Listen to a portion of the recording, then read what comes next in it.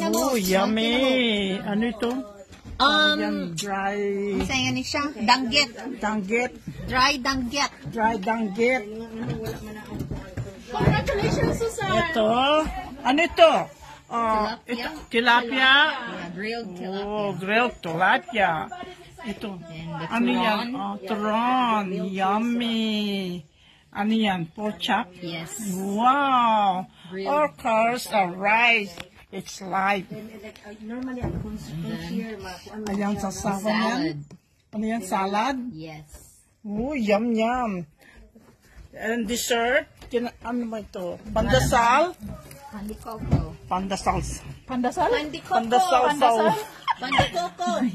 Pandasal. Ang sarap, guys. Sila na, hukong.